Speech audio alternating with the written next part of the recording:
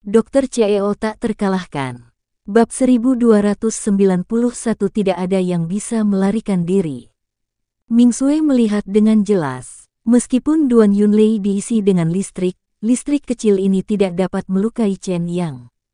Kemampuan Duan Yunlei terbatas pada Lei, dan dia tidak bisa menampilkan kekuatan penuhnya sama sekali. Duan Yunlei dan Chen Yang bertarung, dan hasilnya telah ditentukan sejak awal. Ledakan. Tinju Chen Yang dan Duan Yunlei bertabrakan. Saat itu, Duan Yunlei mundur beberapa langkah dan hampir terjatuh. Wow! Duan Yunlei membuka mulutnya dan mengeluarkan seteguk darah. Kamu layak melawanku di level Xuan. Setelah Chen Yang memukul pergi Duan Yunlei, dia berdiri di tempat dan berkata dengan nada menghina, "Kamu tidak berpikir kamu bisa mengalahkanku dengan sedikit listrik, kan? Jika kamu tidak memanfaatkan kelemahanku untuk menyerangku, kamu tidak akan memiliki kesempatan untuk menang di hadapanku." Duan Yunlei menatap langsung ke arah Chen Yang baru saja mengeluarkan seteguk darah, tetapi Duan Yunlei baru saja menyeka darah di sekitar mulutnya, mata melihat Chen Yang, "Sekarang saya belum menggunakan kekuatan penuh saya. Masih berusaha untuk menjadi berani." Chen Yang mendengar kata-kata Duan Yunlei dan berkata dengan ringan, "Kamu tidak tahu di hatimu kesenjangan kekuatan antara kamu dan aku. Kamu hanya berada di level Xuan dan kamu mencoba menantangku. Duan Yunlei, kamu melebih-lebihkan kemampuanmu. Berhenti bicara omong kosong." Ketika Duan Yunlei mendengar kata-kata Chen Yang, dia meraung, "Bahkan jika kamu melebih-lebihkan kemampuanmu, aku akan membunuhmu. Bukan untuk diriku sendiri, tapi untuk kekasihku." Petik 2. Duan Yunlei mengangkat tangan kanannya tinggi-tinggi. Ledakan. Ada gemuruh guntur di langit. Tiba-tiba, beberapa sambaran petir jatuh. Namun petir itu pada akhirnya tidak menyentuh tanah dan terbawa ke udara. Namun, tiba-tiba hujan mulai turun deras saat ini. Hujan turun, dan di tengah hujan, Duan Yunlei meraung marah dan menerkam Chen Yang lagi. "Slaughter Blade, keluar!" Tiba-tiba, Chen Yang memanggil Slaughter Blade. Saat pedang pembunuh keluar, sepertinya terdengar suara sedih di penjara Yudu. Semua orang yang hadir mendengar suara sedih, seperti tangisan hantu.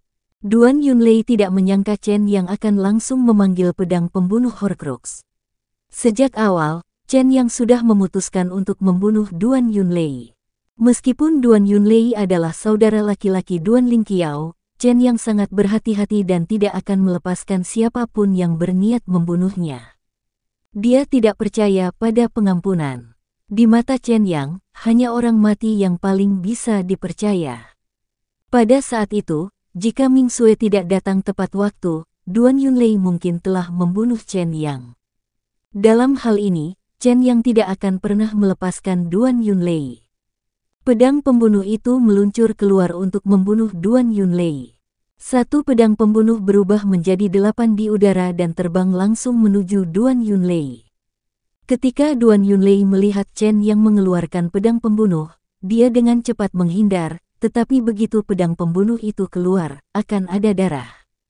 Duan Yunlei menghindari beberapa pisau, tapi dia masih tidak bisa menghindari bagian utama dari pedang pembunuh itu.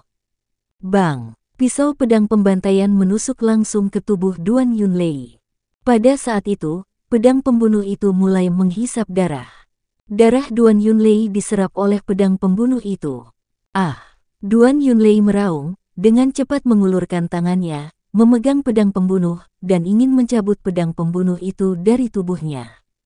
Namun pedang pembunuh itu sepertinya tumbuh di tubuhnya, bahkan jika Duan Yunlei berusaha sekuat tenaga, dia tidak bisa mencabut pedang pembunuh itu dari tubuhnya. Wajah Tao Zihong menjadi gelap, dan dia berteriak pada orang-orang yang dibawanya, "Mengapa kamu masih berdiri di sini?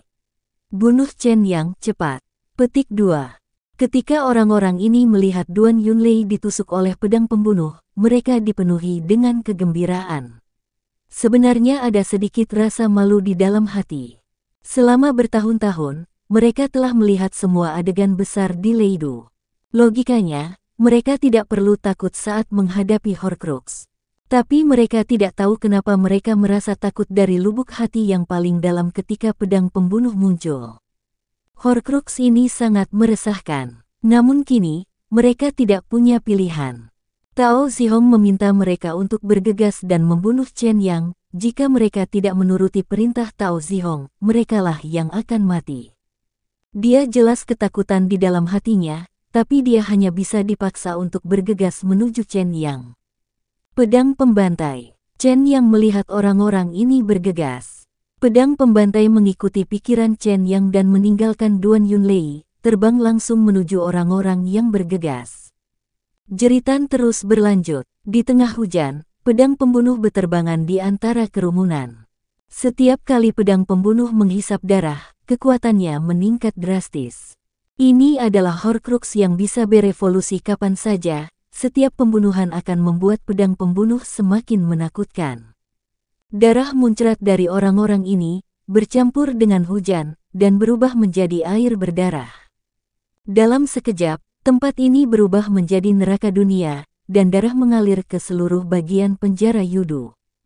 Hong Sen berjalan ke sisi Mingsui. Pada saat ini, mata Hong Sen tertuju pada sejumlah besar darah di tanah, dan dia berkata dengan tenang, sudah lama tidak ada pengorbanan darah. Saya ingat pengorbanan darah terakhir adalah 100 tahun yang lalu. Saat itu, lebih dari 20 penjahat dalam kerusuhan itu terbunuh. Saat itu, Yudu tidak penuh dengan guntur dan kilat seperti sekarang. Pengorbanan darah sangat kejam, kata Mingsui. Tetapi itu dapat menekan energi iblis. Hong Sen berkata, setiap 100 tahun, pengorbanan darah diperlukan untuk menekan energi iblis di bawah penjara Yudu. Sudah 100 tahun, ketika Chen Yang muncul, saya tahu apa yang harus dilakukan. Ini adalah pengorbanan darah. Pedang pembantaian Horcrux miliknya memiliki energi iblis. Mingsui melirik Hong Sen dan berkata dengan tenang, kalau begitu, jangan biarkan siapapun pergi dari sini. Ya, kata Hong Sen. Tepat ketika Chen Yang mengangkat pedang pembunuhnya, Tao Zihong sudah melompat dan tiba di depan Duan Yunlei. Dia memegang pergelangan tangan Duan Yunlei dengan tangan kanannya dan berkata, ayo pergi. Tao Zihong melompat dan berjalan tepat di luar penjara Yudu. Tao Zihong merasakan niat membunuh di sini. Saat ini, Tao Zihong akhirnya mengerti mengapa ayah mertuanya Jin Dapeng tidak mengizinkan siapapun masuk ke penjara Yudu, atau bahkan mendekati area ini. Penjara Yudu ini bukanlah tempat yang boleh dikunjungi orang. Tao Zihong hanya ingin menyelamatkan Duan Yunlei, dan sisanya hanyalah umpan meriam. Di dalam penjara Yudu, teriakan terus berlanjut. Sungai darah mengalir. Jika orang biasa melihat pemandangan ini, mereka hanya akan merasa ketakutan. Namun saat ini, beberapa orang di penjara tidak berpikir demikian. Meng Xin berjalan ke arah Zhu Yiyi dan melihat mayat-mayat di tanah. Meng Xin berkata dengan ringan, saya masih ingin membantu. Sepertinya saya tidak perlu mengambil tindakan. Ya, Zhu Yiyi berkata, saya ingin membantu juga, saya selalu memiliki keinginan untuk mengendalikan keinginan batin saya. Ini penjara Yudu. Mingsui berkata, meskipun sudah 100 tahun, formasi keluarga Ming masih ada, dan itu masih akan mempengaruhi kemampuan masuk orang-orang di sini. Saat ini, Tao Zihong dan Duan Yunlei sudah berlari keluar. Seseorang ingin melarikan diri. Meng Xin berkata, saya akan menghentikan mereka. Tidak perlu. Mingsui berkata, seseorang akan menghentikannya. Begitu Mingsui selesai berbicara, sosok Hong Sen melintas dan muncul di depan dari Tao Zihong untuk menghentikan Tao Zihong. Bab 1292 Hati Misterius. Rumah keluarga Jin. Xuan Ling duduk dari tempat tidur. Aroma di dalam ruangan sudah hilang. Aroma ini bisa membuat orang tertidur. Dia bisa mendengar dengan jelas percakapan antara Tao Zihong dan Xuan Yusu di dalam ruangan. Xuan Ling sengaja berpura-pura mengantuk. Dia tahu bahwa wewangian semacam ini tidak bisa membuat Xuan Ling tertidur. Tapi Tao Zihong dan Xuan Yusu tidak tahu. Sekarang, Xuan Ling tahu di dalam hatinya bahwa dia harus pergi dari sini secepat mungkin. Tinggal di sini akan menyebabkan kematian. Sejak awal, Xuan Ling sudah mengetahui bahwa Xuan Yusu memiliki niat buruk terhadapnya. Xuan Yusu bersikeras mengundang Xuan Ling ke Leidu, dan Xuan Ling menduga bahwa Xuan Yusu berencana memanfaatkannya, tetapi dia tidak mengetahui tujuan sebenarnya Xuan Yusu. Saat itu, Xuan Ling tidak punya pilihan. Awan badai memaksa Xuan Ling mengikuti Xuan Yusu ke Leidu. Xuan Yusu, sebelum aku pergi, aku harus membawamu bersamaku. Senyuman kejam muncul di sudut mulut Xuan Ling. Dia tidak mudah untuk dipusingkan. Siapapun yang menyinggung perasaannya akan mati. Jika bukan karena awan badai, Xuan Ling mungkin sudah lama membunuh Xuan Yusu. Bum, bum, tiba-tiba terdengar ketukan di pintu. Kemudian suara Xuan Yusu terdengar, "Saya Xuan Yusu, saudari Xuan Ling, apakah kamu sudah bangun?" "Saya baru saja bangun," kata Xuan Ling. Xuan Yusu membuka pintu dan masuk. Matanya tertuju pada Xuan Ling, dan dia bertanya ragu-ragu, "Xuan Ling, aku melihat kamu sudah tidur begitu lama, jadi aku ingin datang dan menemuimu. Bagaimana perasaanmu?" Xuan Ling tahu apa yang terjadi di hatinya, jadi dia berpura-pura tidak tahu, dan berkata, "Mungkin aku terlalu lelah, terima kasih atas perhatianmu. Kita semua adalah keluarga, dan kita harus peduli." Xuan Yusu mendengar bahwa Xuan Ling dengan kata-kata ini, hati yang menggantung akhirnya lega. Tampaknya Xuan Ling tidak tahu bahwa dia telah dibius. Xuan Ling melirik Xuan Yusu dan berkata, "Saya ingin jalan-jalan keluar, tetapi saya baru saja tiba di Leidu dan tidak tahu situasinya di sini. Bisakah Anda menemani saya jalan-jalan?" Xuan Yusu mendengar ini. Xuan Ling berhenti sejenak setelah mengatakan ini. Dia sebenarnya tidak ingin pergi dengan Xuan Ling, tapi Tao Zihong memintanya untuk mengawasi Xuan Ling. Jika Xuan Ling keluar sendirian dan tidak kembali, Xuan Yusu akan mendapat masalah besar. Xuan Yusu memikirkan hal ini dan berkata, "Itu mungkin saja, tetapi sangat berbahaya di sini di Leidu. Tanpa perlindungan Nyonya, akan sulit bagi kita untuk keluar. Nyonya sedang ada urusan sekarang, mengapa kita tidak keluar setelah Nyonya kembali?" "Saya ingin keluar sekarang." Xuan Ling melirik ke arah Xuan Yusu, "Karena Anda tidak ingin menemani saya, maka saya akan keluar sendiri." Setelah Xuan Ling mengatakan ini, dia berjalan pergi. Bagaimana mungkin Xuan Yusu membiarkan Xuan Ling pergi sendirian? Ketika dia melihat bahwa Xuan Ling benar-benar akan pergi, dia segera bangkit dan mengikutinya. "Kalau begitu aku akan menemanimu. Aku sedikit khawatir jika kamu keluar sendirian."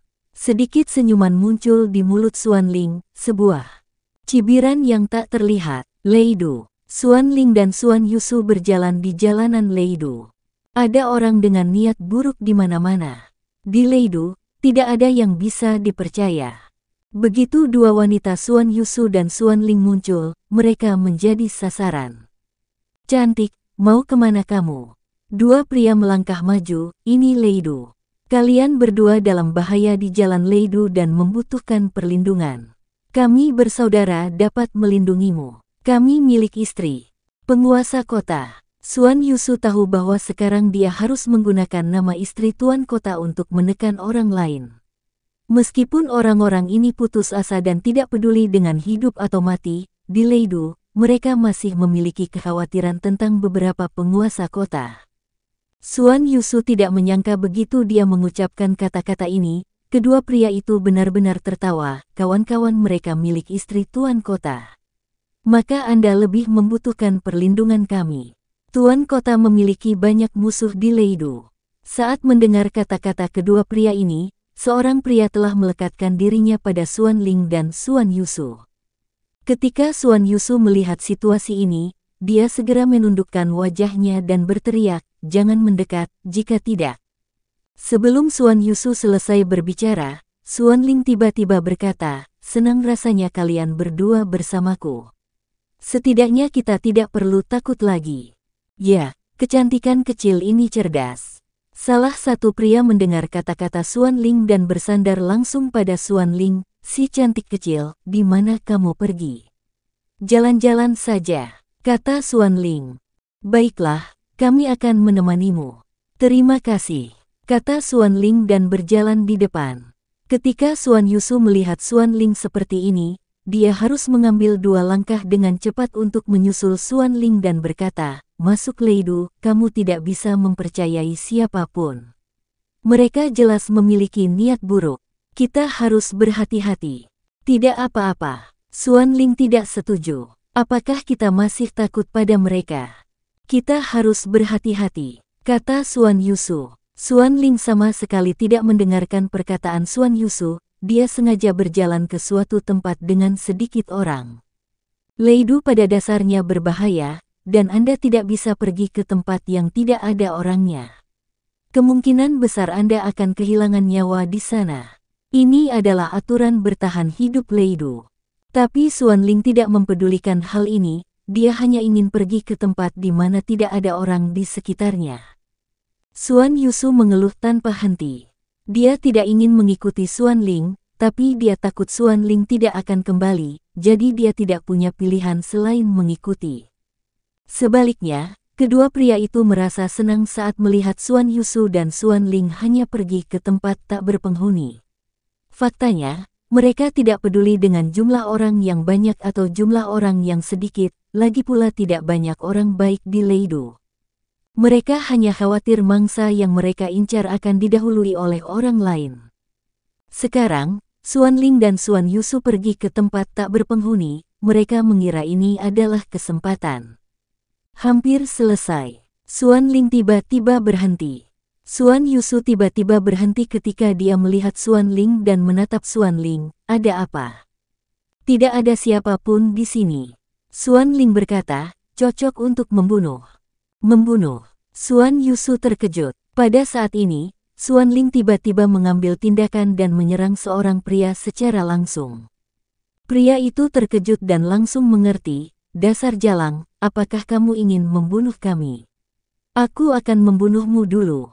Dia segera mengambil tindakan. Ini adalah kesalahpahaman. Ketika Xuan Yusu melihat bahwa Xuan Ling benar-benar menggerakkan tangannya, dia merasa tidak enak dan melarikan diri. Xuan Yusu ingin melarikan diri, tetapi seorang pria lain menyusul Xuan Yusu. Kalian semua dalam satu kelompok. Pria itu berkata, jangan pernah berpikir untuk melarikan diri. Pria itu tiba-tiba mengambil tindakan. Xuan Yusu ingin menjelaskan, tetapi pria itu sangat cepat. Dalam sekejap, tangan kanannya sudah meraih leher Xuan Yusu. Jangan bunuh aku tidak bersalah. Ketika Xuan Yusu ingin menjelaskan, dia tidak menyangka pria itu tiba-tiba mengerahkan kekuatannya. Klik, leher Xuan Yusu langsung dipatahkan oleh pria itu. Mata Xuan Yusu membelalak, dia tidak mau mati. Sungguh sia-sia. Suara Xuan Ling tiba-tiba terdengar, kupikir kamu bisa bertahan sebentar, tapi aku tidak menyangka kamu akan mati begitu cepat. Aku sangat kecewa. Pria itu mendengar suara Xuan Ling. Suara itu terdengar, dan ketika dia menoleh, dia melihat Xuan Ling berdiri di depannya. Rekannya sudah mati. Bab 1293 ini Leidu. Aku akan membunuhmu. Pria itu tiba-tiba berteriak. Namun detik berikutnya, tangan Xuan Ling terulur dan meraih hati pria itu. Mata pria itu melebar. Dia tidak bisa mempercayai matanya. Tangan Xuan Ling tiba-tiba muncul di hadapannya seperti hantu dan meraih jantungnya tanpa memberinya kesempatan untuk bereaksi. Kemudian Xuan Ling tiba-tiba mengerahkan kekuatan, dan hati pria itu hancur. Berdebar, pria itu jatuh ke tanah. Sungguh sia-sia, kata Xuan Ling ringan. Dia baru saja mengambil beberapa langkah ketika dia mendengar seorang pemuda tertawa dan berkata, cakar hantu keluarga Xuan di Hunan Barat memang tidak biasa. Xuan Ling menatap pemuda itu dan bertanya dengan dingin, apakah kamu mengenalku? Saya pernah mendengar tentang keluarga Xuan Anda. Pria muda itu mengulurkan tangannya, Qin Shaochuan, keluarga Qin kami adalah salah satu dari 3 keluarga besar di Leidu. Jika Anda ingin meninggalkan kendali Nyonya Jin, keluarga Qin kami adalah pilihan terbaik. Apa yang kamu lakukan? Tahukah kamu bahwa aku menolak kendali Nyonya Jin? Tanya Xuan Ling. Apa yang aneh tentang ini? Nyonya Jin pandai memindahkan jiwa. Qin Shaochuan berkata dengan ringan, dia mencari tubuh wanita muda dan mengambilnya untuk dirinya sendiri. Di Leidu, ada banyak urusan romantis Nyonya Jin. Apakah kamu ingin mendengarkan ceritanya? Saya tidak punya waktu sekarang. Xuan Ling berkata, saya akan pergi ke penjara Yudu. Penjara Yudu. Qin Shaochuan tertawa ketika mendengar kata-kata Xuan Ling, kamu tahu di mana itu? Saya tidak peduli. Xuan Ling berkata, saya hanya tahu di mana orang yang ingin saya bunuh berada, dan saya ingin pergi ke sana sekarang. Menarik, Qin Shaochuan tersenyum, kalau begitu aku akan menemanimu. Penjara Yudu. Begitu pedang pembunuh Chen yang keluar, darah mengalir seperti sungai. Ada mayat di mana-mana. Kekerasan di tubuh Chen yang dilepaskan saat ini. Slaughter Blade sendiri sangat kejam, sebagai Horcrux, setiap Slaughter Blade menghisap darah dan membunuh, kekuatannya akan meningkat. Ini adalah hal yang menakutkan dari Killing Blade. Dibandingkan dengan Horcrux lainnya, Slaughter Blade bersaing untuk mendapatkan kekuatannya sendiri. Ketika Tao Zihong melihat pemandangan ini, dia tahu ada yang tidak beres. Dia membawa Duan Yunlei dan ingin melarikan diri, tetapi dia tidak menyangka ketika dia sampai di luar, Hong Sen sudah tiba di depannya dan menghentikan Tao Zihong. Sekarang kamu sudah di sini, jangan pergi. Hong Sen memandang Tao Zihong, kamu tidak bisa datang ke sini dengan santai, dan kamu juga tidak bisa pergi dari sini dengan santai. Sejak kamu masuk, kamu seharusnya sudah tahu hasil ini. Saya adalah istri Tuan Kota. Ketika Tao Zihong mendengar kata-kata Hong Sen, dia tidak bisa menahan diri untuk tidak berteriak, beraninya kamu menyerang saya, istri Tuan Kota. Di mataku, tidak ada Tuan Kota. Hong Sen berkata dengan ringan, jangan katakan itu. Jin Chang, bahkan jika ayahnya Jin Dapeng datang, saya tidak akan menganggapnya serius. Hong Sen berkata dengan arogan. Tao Zihong sangat ketakutan kali ini. Sebelumnya, Tao Zihong sama sekali tidak menganggap serius penjara Yudu, berpikir bahwa dia bisa masuk kapan saja jika dia mau. Namun kini Tao Zihong tahu bahwa untuk masuk ke penjara Yudu itu mudah, tetapi sulit untuk keluar. Hampir semua orang yang dibawanya meninggal di penjara. Tao Zihong ingin membunuh Chen Yang, tapi dia tidak menyangka Chen Yang akan membunuh semua orang yang dibawanya. Berdebar, Tao Zihong membaringkan Duan Yunlei di tanah. Dia berdiri di tengah hujan dan menatap Hong Sen, jangan mengira aku takut padamu. Ketika Tao Zihong mengatakan ini, matanya tiba-tiba berubah menjadi merah darah. Saat ini, Tao Zihong tiba-tiba berubah. Dia ingin mengambil alih tubuh Hong Sen sebelum Hong Sen bereaksi. Meski situasi ini sangat berbahaya, Tao Zihong tidak punya pilihan lain selain bertarung sampai mati. Ini konyol. Hong Sen berdiri di sana dan tertawa menghina sementara Tao Zihong sedang melatih keterampilannya. Kamu tidak berpikir kamu bisa mengambil alih tubuhku, bukan? Level Naschen Xuan belaka berani mencoba mengambil alih aku. Ya ampun, tubuh benar-benar mencari kematian. Karena kamu ingin mati, maka aku akan memberimu kematian. Boom! Hong Sen tiba-tiba menamparkan Tao Zihong dengan telapak tangannya. Saat ini, Tao Zihong sedang berlatih seni bela diri, jiwanya telah meninggalkan tubuhnya dan ingin menempati tubuh Hong Sen, tetapi Hong Sen tiba-tiba mengambil tindakan pada saat ini. Tao Zihong sama sekali tidak bisa memasuki tubuh Hong Sen, dan dia tidak bisa mengendalikan tubuhnya untuk saat ini. Pada saat kritis ini, Duan Yunlei tiba-tiba berdiri. Dia langsung memblokir telapak tangan Hong Sen. Ledakan. Duan Yunlei terkena telapak tangan Hong Sen, dan tubuhnya tiba-tiba terbang mundur. Saat ini, tubuh Tao Zihong berada di belakang Duan Yunlei. Tubuh Duan Yunlei bertabrakan dengan tubuh Tao Zihong, dan kedua tubuh mereka terbang mundur. Ketika tubuh Tao Zihong terbang keluar, tiba-tiba sesosok tubuh melintas. Seorang lelaki tua muncul di depan Tao Zihong, mengulurkan tangannya dan memeluk Tao Zihong. Kedua kaki mendarat dengan kokoh. Tubuh Tao Zihong tidak jatuh ke tanah, namun kondisi Duan Yunlei tidak baik. Untuk menyelamatkan Tao Zihong, Duan Yunlei berusaha sekuat tenaga untuk memblokir telapak tangan Hong Sen. Hong Sen awalnya datang ke sini untuk membunuh Tao Zihong, namun telapak tangan ini mengenai Duan Yunlei, menyebabkan organ dalam Duan Yunlei terluka parah. Wow! Duan Yunlei memuntahkan seteguk darah dan langsung jatuh ke tanah. Duan Yunlei pingsan saat itu. Saat ini, jiwa Tao Zihong kembali ke tubuhnya. Hong Sen, jangan terlalu sering menindas orang lain. Pria itu menurunkan Tao Zihong. Hong Sen berdiri di sana, memandangi lelaki tua ini, Jin Chang, penguasa kota Leidu. Segera setelah itu, barisan iring-iringan mobil melaju. Ratusan orang turun dari mobil dan mengikuti Jin Chang. Di tengah hujan, semua pakaian orang-orang ini basah kuyup. Hujan deras semakin deras, tak ada niat untuk berhenti. Apakah aku terlalu banyak menipu orang lain? Hong Sen mendengar kata-kata Jin Chang dan mencibir, orang-orang mulah yang masuk ke penjara Yudu. Mudah untuk masuk, tetapi sulit untuk keluar.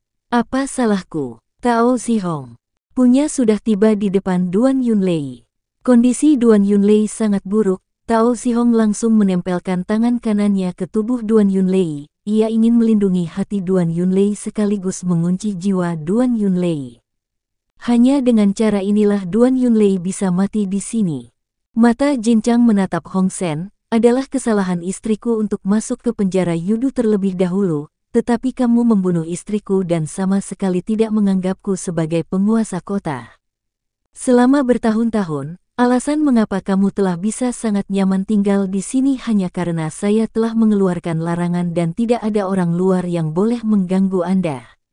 Tetapi jika Anda benar-benar membuat saya marah, saya khawatir apakah Anda dapat hidup di masa depan akan menjadi masalah. Ketika Jin Chang mengucapkan kata-kata ini, Dewa Hong tiba-tiba tertawa. Jin Chang, berhentilah berbicara. Bahkan ayahmu Jin Dapeng tidak memenuhi syarat untuk mengatakan ini kepadaku. Jadi bagaimana jika aku membuatmu marah, apakah kamu masih berani mengambil tindakan terhadapku? Kamu mengambil tindakan lagi. Bagaimana? Jin Chang berkata dengan dingin, ini bukan Yudu di masa lalu, ini sekarang disebut Leidu. Bab 1294 Saya punya teman. Di dalam penjara Yudu, ada mayat di mana-mana. Begitu Chen Yang mengulurkan tangannya, pedang pembunuh itu terbang kembali dan mendarat di tangan Chen Yang. Bilah pembunuhnya telah berlumuran darah, dan bilahnya sepertinya penuh dengan darah. Penjara Yudu. Tiba-tiba, suara Suewu terdengar di telinga Chen Yang, ini tempat yang bagus. Chen Yang mengabaikan Suewu. Blood Dance pasti suka di sini. Ada darah di mana-mana, sungai darah. Chen Yang memegang pisau pembunuh di tangannya dan berjalan menuju pintu. Pada saat ini, Chen Yang dipenuhi dengan aura pembunuh, yang membuat orang bergidik. Tuan muda itu tidak biasa. Zhu Yi berkata, Tuan muda telah sedikit berbeda sejak dia memasuki penjara Yudu. Maka Anda harus bertanya siapa yang dipenjara di sini sebelumnya.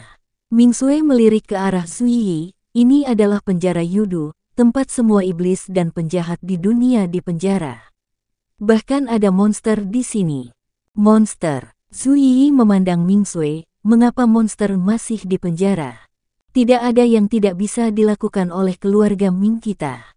Ming Sui berkata, monster dan binatang buas juga dipenjara di sini, jadi penjara Yudu adalah api penyucian di bumi.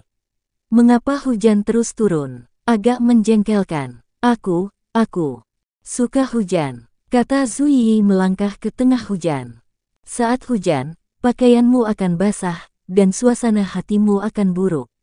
Ming Sui melirik ke arah Ming Yu, kakak, di mana payungnya? Aku akan mengambilnya. Kata Ming Yu, tidak perlu. Ming Sui berkata, anggap saja itu seperti mandi, kakak, jangan ikuti aku, jangan sampai kamu merasa buruk dan mempengaruhi orang lain. Petik 2. Oh, Ming Yu mengangguk. Ming Sui melangkah ke tengah hujan. Saat itu, matanya tiba-tiba berubah menjadi merah darah. Suasana hatiku sangat buruk. Kepribadian Ming Sui tiba-tiba berubah, dan nada suaranya berbeda. Aku sudah bilang pada mereka untuk tidak datang lama-lama, tapi mereka tidak patuh. Itu benar-benar mempengaruhi suasana hatiku. Keluarga Jin telah tinggal hidup di kedamaian terlalu lama. Mereka lupa bahwa mereka dulunya hanyalah sekelompok sampah di penjara Yudu. Di luar penjara Yudu, Jin Chang berdiri di depan Hong Sen. Ini Leidu, dan saya adalah penguasa kota Leidu. Jin Chang memandang Hong Sen, alasan mengapa Anda menjalani kehidupan santai di Leidu tahun ini adalah karena tempat berlindung yang disediakan oleh keluarga Jin kami, tetapi Anda tidak tahu bagaimana harus bersyukur, dan kamu berani menyerang istriku. Hong Sen memandang Jin Chang, apakah kamu tahu apa yang kamu bicarakan? Bukankah aku sudah menjelaskannya dengan cukup jelas? Jin Chang berkata dengan dingin, sekarang Lei ada naga tersembunyi dan harimau berjongkok di ibu kota, dan ada banyak jenis orang yang mampu. Bahkan jika Anda berada di level Bumi Suan, Anda masih belum mendapat peringkat di Leidu. Saya memiliki 3 master di atas level Bumi Suan di bawah perintahku, dan salah satu dari mereka telah mencapai tahap akhir dari level Earth Suan. Jika dia mau, bahkan mungkin akan menembus ke level Tian Suan. Jin Chang mengeluarkan kartu trufnya segera setelah dia memulai. Tujuan Jin Chang melakukan ini hanyalah untuk mempertahankan Tao Zihong. Tao Zihong sebenarnya membawa orang ke penjara Yudu, ini bukanlah tempat yang bisa dikunjungi begitu saja. Jika Tao Zihong tidak dalam bahaya, Jin Chang tidak akan membawa siapapun ke sini untuk memutuskan Hong Sen. Dia menyembunyikan masalah ini dari ayahnya Jin Dapeng. Jika Jin Dapeng mengetahui hal ini, Tuan Muda Jin Chang akan dimarahi. Meskipun Jin Changgui adalah penguasa kota, jauh di lubuk hatinya, masih ada ketakutan alami terhadap Jin Dapeng. Hong Sen menunggu Jin Chang selesai berbicara dan berkata dengan dingin, apakah kamu sudah selesai? Apa? Tidak cukup, teriak Jin Chang. Ini masih jauh dari cukup. Hong Sen menatap langsung ke arah Jin Chang, ayo, bawalah seseorang bersamamu dan biarkan aku melihat apakah kekuatan keluarga Jinmu telah meningkat selama bertahun-tahun. Mata Jin Chang menatap Hong Sen. Hong Sen berada di tahap tengah tingkat Bumi Suan. Bahkan jika Jin Chang datang sendiri, dia mungkin tidak akan bisa mendapatkan manfaat apapun dari Hong Sen. Tapi sekarang sudah mencapai level ini, Jin Chang harus bertarung. Tuan kota, biarkan aku yang melakukannya. Tiba-tiba, seorang pria keluar dari belakang Jin Chang. Pria itu berlumuran air. Dia berjalan ke arah Jin Chang dan berkata dengan tenang, di tengah hujan, aku tak terkalahkan. Jin Chang memandang pria itu dan berkata, aku telah melupakanmu. Ya, itu kamu di tengah hujan. Lapangan rumah. Feng Lei, selama kamu menghancurkan orang tua ini, aku akan menghadiahimu 1 juta. Terima kasih, Tuan Kota, kata Feng Lei. Jin Chang segera tiba di depan Tao Zihong. Saat ini tangan Tao Zihong masih berada di Duan Yunlei dan tidak melepaskannya. Apakah dia sudah mati? Jin Chang bertanya dengan acuh tak acuh. Belum. Tao Zihong mendengar suara Jin Chang, melepaskan tangannya dari tubuh Duan Yunlei, berdiri, bunuh Chen Yang untukku. Bang! Saat Tao Zihong selesai berbicara, Jin Chang mengangkat tangannya dan menamparkan wajah Tao Zihong. Tao Zihong jatuh ke tanah saat itu. Jin Chang memandang Tao Zihong dan berkata dengan dingin, aku akan menyelesaikan masalah denganmu nanti, ayo pergi. Jin Chang memegang tangan Tao Zihong, berbalik dan pergi. Seseorang datang, mengangkat Duan Yunlei, dan berjalan menuju mobil. Feng Lei berdiri di depan Hong Sen. Jika kamu mati, aku tidak ingin membuang waktu bersamamu. Aku akan membunuhmu dalam 5 detik. Feng Lei berkata, sekarang, kamu bisa menghitung. Petik 2. View. Tiba-tiba, Feng Lei menghilang dari hadapan Hong Sen. Detik berikutnya, Feng Lei muncul di belakang Hong Sen, dengan belati di tangan kanannya, yang dia geser ke leher Hong Sen. Hong Sen berdiri di sana. Meskipun dia tidak melihat Feng Lei, Hong Sen sepertinya memiliki mata di punggungnya. Ketika leher Feng Lei hendak menyentuh lehernya, Hong Sen tiba-tiba berbalik dan menghindari belati Feng Lei. Segera setelah itu, tangan kanan Hong Sen telah terulur, dan dalam kilatan petir, dia meraih leher Feng Lei. Hong Sen tiba-tiba mengerahkan tenaga dan ingin mematahkan leher Feng Lei. Tetapi ketika Hong Sen meremasnya, dia menemukan bahwa itu sebenarnya adalah sepotong air. Angin dan guntur di depanku sebenarnya terbuat dari air. Orang baik, suara Chen yang terdengar, saya tidak menyangka akan bertemu orang seperti itu. Menarik, Hong Sen, biarkan aku yang mengurusnya. Chen yang memegang pedang pembunuh dan mendatangi Hong Sen. Pada saat ini, Feng Lei bersiap untuk terus menyerang Hong Sen dari samping Hong Sen, tetapi saat ini, Chen yang muncul. Hong Sen melirik Chen Yang dan berkata dengan tenang, kalau begitu uruslah. Hong Sen tidak akan membantah. Jika Chen Yang bersedia mengambil tindakan, biarkan Chen Yang melakukannya. Tujuan Hong Sen adalah melindungi penjara Yudu. Dia mengambil beberapa mundur selangkah, sepenuhnya menyerahkan medan perang utama kepada Chen Yang. Chen Yang berdiri di depan Feng Lei, memandang Feng Lei, apakah kamu mengendalikan air? Apakah itu ada hubungannya denganmu? Mata Feng Lei menatap langsung ke arah Chen Yang. Tentu saja itu penting. Chen Yang berkata dengan tenang, saya punya teman yang keluarganya musnah. Teman yang baru saya kenal ini adalah orang yang bisa mengendalikan air. Orang itu tidak mungkin, kamu. Ketika Chen Yang mengucapkan kata-kata ini, Feng Lei menatap langsung ke arah Chen Yang, siapa nama temanmu? Petik 2. Su Yi, kata Chen Yang. Bab 1295 ini membunuh. Ketika Chen Yang menyebut nama ini, wajah Feng Lei sedikit berubah. Nama belakangnya Su. Apakah dia dari keluarga tangan hantu Su? Petik 2. Feng Lei jelas tidak yakin. Benar. Chen Yang berkata, mereka berasal dari keluarga Su di Guizhou. Anda seharusnya mengenal mereka, bukan? Tidak. Feng Lei berkata, saya tidak tahu siapa Su Yi dari keluarga Su di Guizhou. Saya belum pernah bertemu keluarga tangan hantu Su. Chen Yang memegang pedang pembunuh di tangan kanannya. Berdiri di depan Feng Lei. Apakah kamu tidak tahu? Tapi sepertinya aku tidak mengenalmu. Chen Yang berkata, ketika aku menyebutkan keluarga tangan hantu Su tadi, ekspresimu jelas berubah. Dengan kata lain, kata-kataku membuat Anda memikirkan keluarga tangan hantu Su. Dapatkah saya menebak bahwa setelah Anda berpartisipasi dalam pemusnahan keluarga tangan hantu Su, karena alasan tertentu, Anda melarikan diri ke Leidu? Anda berbicara omong kosong. Feng Lei berkata, ada banyak orang yang mengendalikan air. Menurut Anda mengapa orang yang mengendalikan air adalah saya? Tebak. Chen Yang berkata, kamu benar. Memang banyak orang yang bersembunyi di dalam Leidu tapi tidak banyak orang bisa mengendalikan air. Sebelum datang ke Leidu, saya sudah berpikir untuk membalas dendam Su Yi. Begitu Chen Yang selesai berbicara, Su Yi tiba-tiba muncul di sebelah Chen Yang. Tuan muda, kenapa kamu tidak memberitahuku? Nada bicara Su Yi saat ini mengungkapkan kegembiraannya. Dia tidak menyangka Chen Yang punya rencana seperti itu. Su Yi selalu berpikir bahwa Chen Yang datang ke Lei hanya untuk pelatihan, tetapi sekarang, ketika dia mendengar Chen Yang secara pribadi menyebutkan bahwa dia ingin membantu Su Yi membalas dendam, Su Yi sangat emosional sehingga dia tidak tahu harus berkata apa. Apa yang bisa saya katakan tentang hal semacam ini? Chen Yang berkata dengan ringan, saya tidak yakin saya bisa bertemu dengan orang-orang yang berpartisipasi dalam pemusnahan keluarga Su Anda.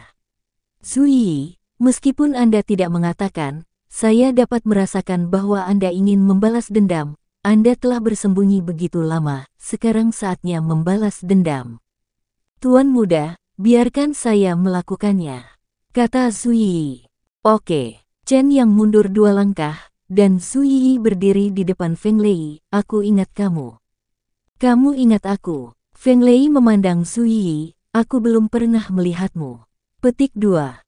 Tentu saja kamu belum pernah melihatku. Su Yi berkata, jika kamu pernah melihatku, kamu mengira aku sudah mati.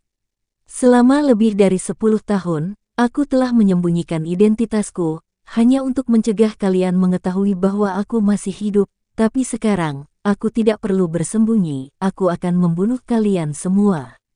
Sekarang, aku akan memberimu kesempatan untuk memberitahu semua orang yang bersamamu saat itu. Feng Lei tidak lagi ingin membela diri saat ini. Dia tidak menyangka akan bertemu dengan orang-orang yang selamat dari keluarga Ghost Hen Zhu di Leidu. Karena Feng Lei ikut serta dalam pembantaian itu. Setelah itu, Feng Lei memilih menghilang bahkan bersembunyi di Leidu. Dia telah melakukan terlalu banyak hal buruk selama bertahun-tahun dan memiliki banyak musuh. Feng Lei tidak punya pilihan selain berpikir bahwa tidak ada yang bisa mengenalinya setelah bersembunyi di ibu kota Lei. Siapa sangka dia akan bertemu Su Yi. Sekarang, apapun yang dikatakan Feng Lei tidak ada gunanya. Satu-satunya hal yang bisa dia lakukan adalah membunuh Su Yi dan Chen Yang. Alasan terpenting mengapa Feng Lei memilih Leidu adalah karena di Leidu, Anda dapat melakukan apapun yang Anda inginkan. Selama Anda cukup kuat, Anda akan menjadi raja di sini. 3 keluarga besar juga merekrut orang-orang kuat. Jika Anda cukup kuat, bahkan jika Anda benar-benar membunuh orang dari 3 keluarga besar, 3 keluarga besar akan memperlakukan Anda sebagai tamu terhormat. Ini adalah tempat di mana kekuatan dihormati. Jika kamu ingin membunuhku, itu tergantung pada apakah kamu memiliki kekuatan. Feng Lei berdiri di depan Su Yi dan berkata dengan tenang, ini adalah Leidu, tempat di mana kekuatan dihormati. Di sini, kekuatan adalah yang terpenting.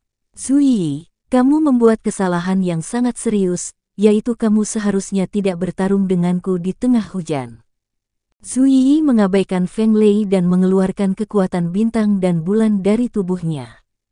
Kekuatan bintang dan bulan. Ketika Feng Lei melihat kekuatan bintang dan bulan di tangan Su Yi, dia mendengus dingin, jadi benda itu ada di tanganmu, yang berarti kamu telah membunuh orang lain.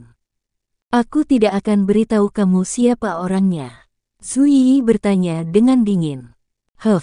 Kamu melebih-lebihkan jalang. Feng Lei mendengus dingin begitu dia mendengar kata-kata Su Yi, kamu pantas menanyakan ini padaku, dalam 1 menit, aku akan membunuhmu. Feng Lei setelah mengatakan ini, dia sudah mengambil tindakan. Dia menghilang dari Su Yi. Jurus ini baru saja digunakan untuk melawan Hong Sen. Meskipun dia tidak berhasil saat itu, setidaknya dia mengejutkan Hong Sen. Kali ini, Feng Lei menggunakan gerakan ini langsung pada Su Yi, dan dia menghilang lagi di depan Su Yi. Su Yi melakukan tendangan voli dengan tangan kanannya untuk menggambar jimat. Tepat ketika Feng Lei muncul di sisi kanan Su Yi, bersiap menyerang Su Yi tanpa disadari Su Yi, dia tidak menyangka bahwa hujan di sekitarnya tiba-tiba berubah menjadi anak panah yang tajam. Itu menuju langsung ke Feng Lei. Feng Lei menangis. Berlumuran darah. Feng Lei terkejut dan segera melompat, tetapi pada saat ini, lebih banyak anak panah air terbang langsung ke arah Feng Lei. Di tengah hujan, Feng Lei memang tak terkalahkan, ia bisa memanfaatkan hujan sebagai pelindung untuk menyerang sasaran kapan saja. Namun Feng Lei mengabaikan satu hal, air hujan bisa saja diubah menjadi senjata. Hanya karena Hong Sen tidak pandai dalam hal itu bukan berarti Su Yi tidak pandai dalam hal itu. Feng Lei memilih lawan yang salah. Di tengah hujan, Su Yi langsung mengubah air hujan menjadi panah air, dan panah air yang tak terhitung jumlahnya terbang menuju Feng Lei. Feng Lei sangat ketakutan sehingga dia mencoba yang terbaik untuk menghindar, tetapi kecepatannya jelas lebih lemah daripada kecepatan panah air. Angin dan guntur di langit langsung tertusuk ribuan anak panah. Dengan cipratan, benda itu jatuh dari udara ke tanah. Pada saat ini, Feng Lei sedang berjuang dengan enggan di tanah. Dia tidak pernah menyangka akan berakhir seperti ini.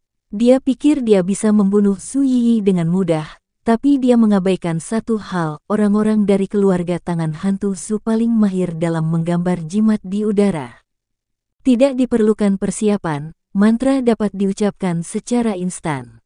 Kekuatan semacam ini bukanlah sesuatu yang bisa dia lawan. Su Yi melangkah ke depan Feng Lei. Saat ini, Feng Lei berlumuran darah. Matanya menatap Su Yi. Feng Lei ingin mengatakan sesuatu, tapi dia tidak pernah bisa mengucapkan kata-kata ini. Zhu Yi memandang Feng Lei dengan acuh tak acuh. Dia sedang menunggu Feng Lei mati. Saat Feng Lei berhenti bernapas, Zhu Yi memalingkan muka dari Feng Lei. Saat ini Zhu Yi merasa sangat nyaman, ternyata sangat nyaman untuk membalas dendam. Saat ini, Jin Chang dan Tao Zihong hendak masuk ke dalam mobil. Tujuan Jin Chang adalah menyelamatkan Tao Zihong. Dia tidak menyangka Feng Lei akan mati begitu cepat. Di mata Jin Chang, Feng Lei adalah seorang master. Jin Chang sebenarnya sangat menghargai Feng Lei. Tahukah Anda, di dalam air, Feng Lei tidak terkalahkan. Secara logika, sekarang sedang hujan, dan Feng Lei akan dengan mudah membunuh Hong Sen di lingkungan ini. Tapi aku tidak menyangka Feng Lei akan mati di tangan Zhu Yi. Aku ingin pergi. Tiba-tiba, suara Ming Sue terdengar, karena kamu di sini, kamu harus meninggalkan sesuatu, jika tidak, akan dimanakan wajah keluarga Ming kita.